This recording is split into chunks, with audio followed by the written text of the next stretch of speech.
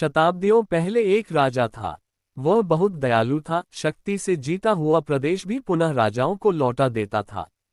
उसके इस सद आचरण एवं दयालु भावना के कारण उससे न केवल उसकी प्रजा प्यार करती थी, अपितु वे राजा भी सम्मान देते थे जिनके राज्य वह उन्हें लौटा देता था। उसके राज्य में धन धान्य की कमी नहीं थी। प्रजाजन खुश व संतुष्ट थे, किंतु वह राजा सदैव दुखी रहता था।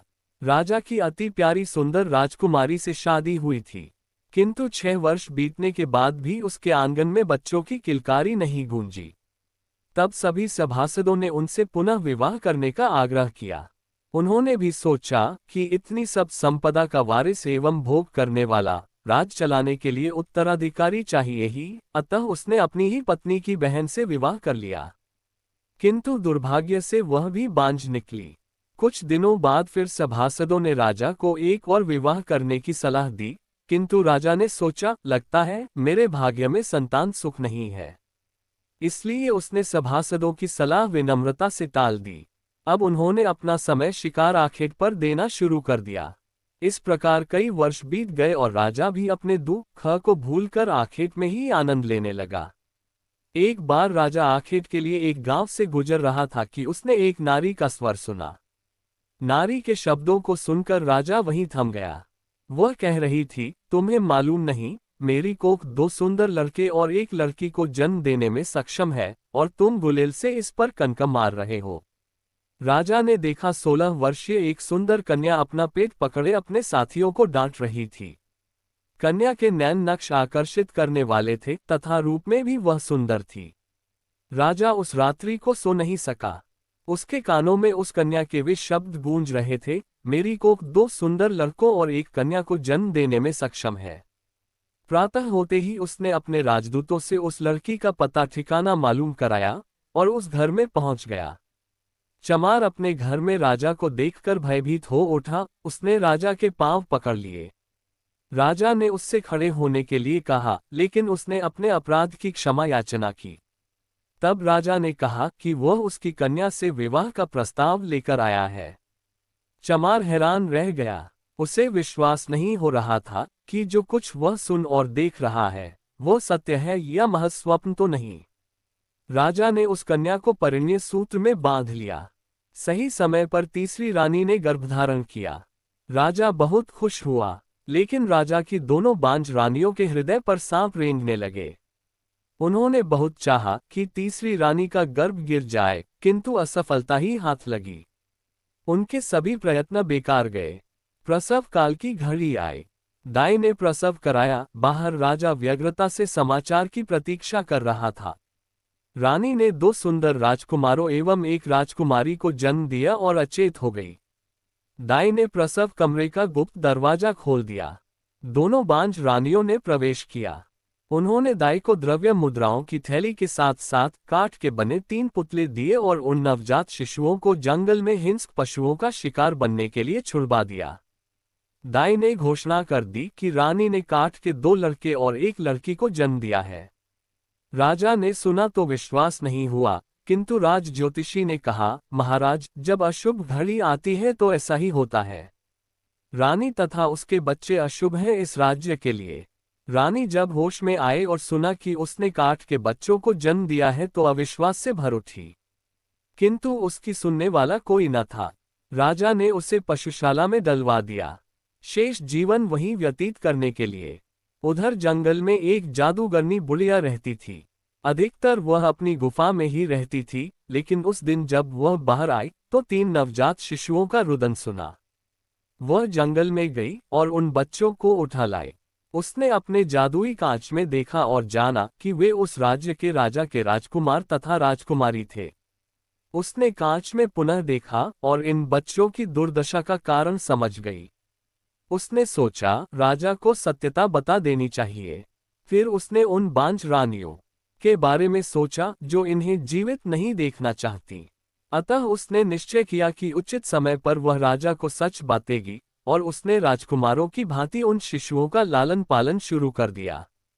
राजकुमार तथा राजकुमारी 5 वर्ष के हो गए। एक दिन वे जंगल में नदी किनारे खेल रहे थे कि उन्होंने किसी के आने की आहट सुनी।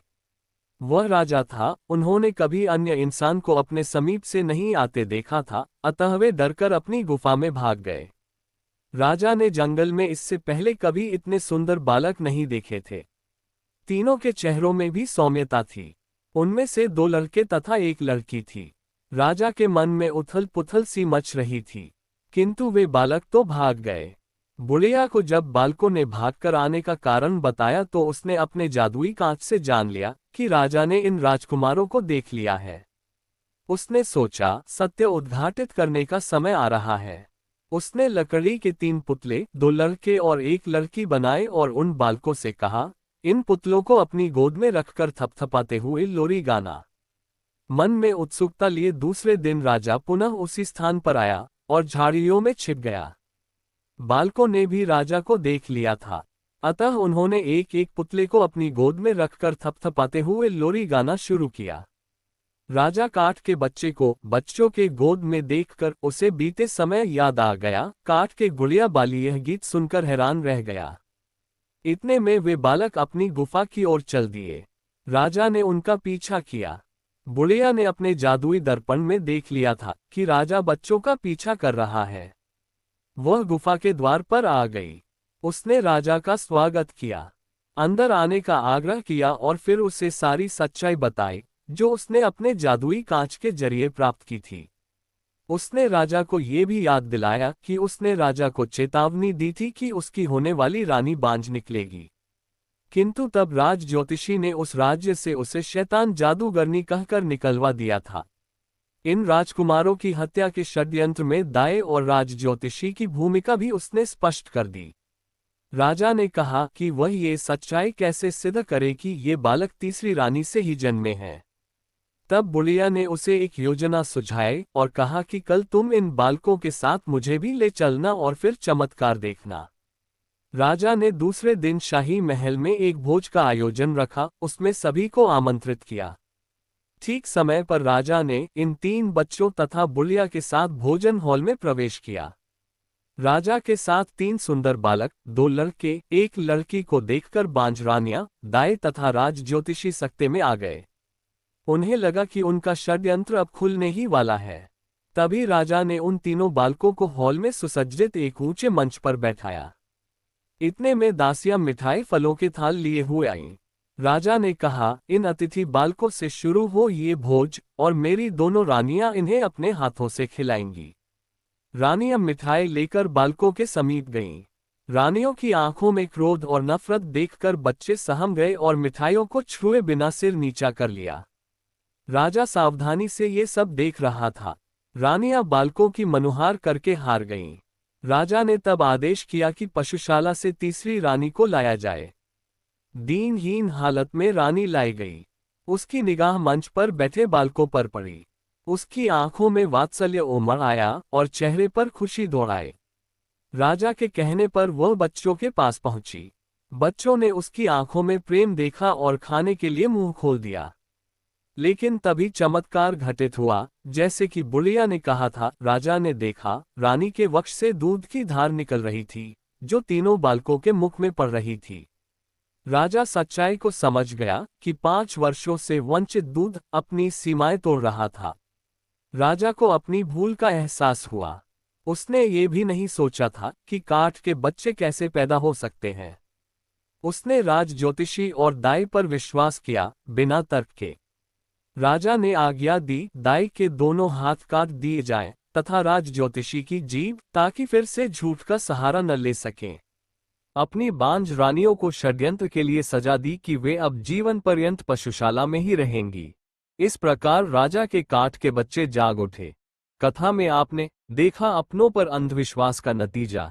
इसलिए कोई कुछ कहे, तुरंत निर्णय न ले, अपने दिमाग से तौलकर जरूर देखे, अन्यथा आप भी काठ के पापा या काठ के मम्मी जरूर बन जाएंगे।